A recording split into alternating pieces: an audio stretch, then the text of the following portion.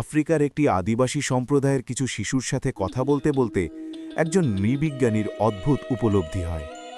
তিনি ভেবেছিলেন ওদের সাথে একটা মজার খেলা খেলবেন, কিন্তু শেষ পর্যন্ত ওই শিশুরা তাকে এক কঠিন প্রশ্নের মুখোমুখি দাঁড় করিয়ে দেয়। নৃবিজ্ঞানী এক ঝুড়ি ফল দূরে একটি গাছের নিচে রেখে শিশুদেরকে বলেন, তোমাদের মধ্যে যে দৌড়ে প্রথমে ওই গাছের কাছে পৌঁছতে পারবে সেই ঝুড়ি ভর্তি ফলগুলো পাবে। কিন্তু দৌড়ানোর সংকেত দেবার পর তিনি হতভম্ব হয়ে তাকিয়ে রইলেন।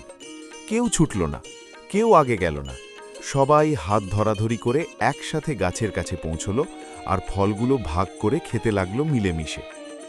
নৃবিজ্ঞানী যখন সেই শিশুদের কাছে জানতে চাইলেন তারা কেন এরকম করল, তখন তারা তাকে একটাই শব্দ বলল, উবুন্টু।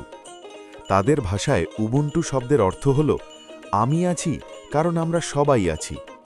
বাকিরা যদি দুঃখে থাকে আমি সুখী হব কি করে? ওই আদিবাসীরা জানে সুখের মানে কি। কাউকে বঞ্চিত করে সুখী হওয়া যায় না। সবাই মিলে একসাথে ভালো থাকার নামই হচ্ছে সত্যিকারের সুখ। অথচ ওদেরকেই আমরা বলি অসভ্য, আর এদিকে অন্যের সুখের পাজরে বর্ষা হেনে এগিয়ে চলছে আমাদের সভ্যতা। আরেকজনের সুখ ছিনিয়ে নেবার জন্য আমরা হানাহানি, রেষারেষি, খুনোখুনি করি। স্বার্থে সামান্য আঘাত লাগলেই আমরা পশু হয়ে যাই।